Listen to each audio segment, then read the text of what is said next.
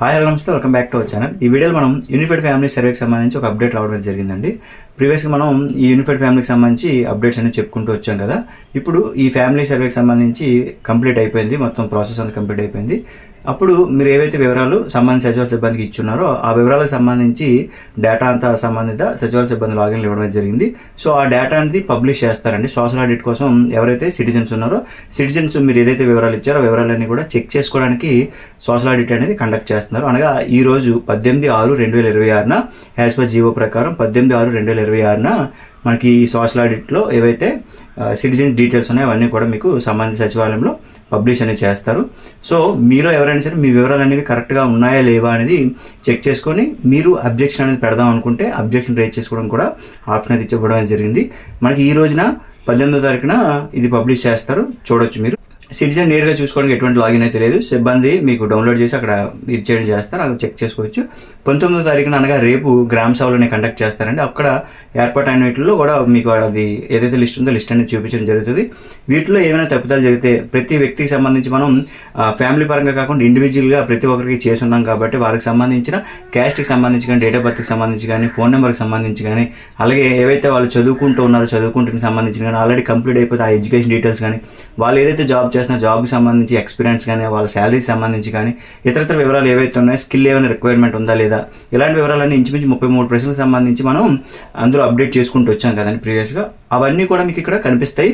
So మీరు మీకు సంబంధించి ఏమైనా అబ్జెక్షన్స్ ఏమైనా ఉంటే మీరు మీ వివరాలు అనేది ఒకసారి చెక్ చేసుకోవాలి. ఎందుకు మీరు చెక్ చేసుకోవాలి అని మీకు సందేహం రావచ్చు. ఇదివరకు మనకి ప్రజా సాధికార సర్వే ద్వారా మన డేటా అనేది ఈ గవర్నమెంట్ స్కీమ్లో ఇంప్లిమెంటేషన్లో యూజ్ చేసుకుంటారు. అది క్రమేపీ హౌస్ హోల్డ్ మ్యాపింగ్ అనేది కన్వర్ట్ అయింది.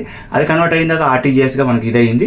సో ఇప్పుడు లేటెస్ట్గా ఏదైతే వెరిఫికేషన్ మనకి ఈ యూనిఫైడ్ ఫ్యామిలీ సర్వే ద్వారా మనకి సర్వే అనేది కండక్ట్ చేస్తున్నారో ఈ సర్వేకి సంబంధించిన డేటా బేస్ చేసుకొని రానున్న రోజుల్లో ఇవ్వబోయే స్కీమ్కి సంబంధించి కానీ ఇలాంటి వివరాలన్నీ కూడా దీని మీదే డిపెండ్ అయి ఉంటాయి. కాబట్టి మీరు వన్స్ ఇదంతా చెక్ చేసుకుంటే వన్స్ ఫ్రీ చేసిన తర్వాత మళ్ళీ వాటిని మీరు ఎటువంటి గ్రీవెన్స్లో పెట్టుకున్నా ఎరేజ్ చేయడానికి ఆప్షన్ ఉండకపోవచ్చు, ఎడిట్ చేయడానికి ఆప్షన్ ఉండకపోవచ్చు. కాబట్టి మీ వివరాలు ఒకసారి కన్ఫర్మ్ చేసేసుకుంటే ఎటువంటి ఇబ్బంది లేకుండా ఉండొచ్చు. ఓకేనండి. మనకి 18వ తారీఖున డిస్ప్లే ఈరోజు చేస్తారు. 19 గ్రామ సభ ఉంటుంది. 19వ తారీఖు నుంచి 24వ తారీఖు వరకు గ్రీవెన్సెస్ తీసుకుంటారు. లైక్ ఒకవేళ మీ క్యాస్ట్ ఒకటి బీసీఏలోని సమ్ ఏదో అయ్యింది అనుకోండి, మీకు బీసీబీ కింద కనబడి అక్కడ ఇదైంది అనుకోండి, రేపటి రోజు మనం చెప్పుకున్నాం కదా 1 minute క్యాస్ట్ సర్టిఫికేట్ డౌన్లోడ్ చేసుకోవచ్చు అని అలాంటి చెప్పుకున్నాం కదా. అలాంటప్పుడు ఇవి రికార్డ్ అయిపోవడం వల్ల మీకు అవే డౌన్లోడ్ అయ్యే ఛాన్సెస్ అయ్యి ఉంటాయి.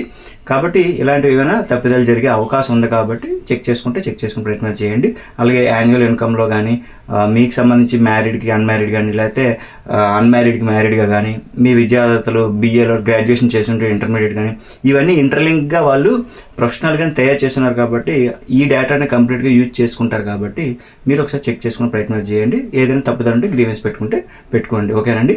ఇవన్నీ మీకు ఒక క్యాస్ట్కి సంబంధించి మాత్రం విఆర్ఓ గారు దీని మీద ఈ గ్రీవెన్స్ అని యాక్సెప్ట్ చేస్తారు. మిగిలిన ఏవైతే పారామీటర్స్ మనం ఫిల్ చేస్తున్నారో మన సిబ్బంది వాటికి సంబంధించిన గ్రామాల్లో అయితే పంచాయత్ సెక్రటరీ, అర్బన్ కోస్టల్కి వార్డ్ అడ్మిన్ సెక్రటరీ ఆధ్వర్యంలో ఈ గ్రీవెన్సెస్ అనేవి సాల్వ్ చేస్తారు. ఓకేనండి. ఇవి ఈ యూనిఫైడ్ ఫ్యామిలీ సర్వేకి సంబంధించి మనకి ఈ సోషల్ ఆడిట్ సంబంధించిన అప్డేట్ అండి.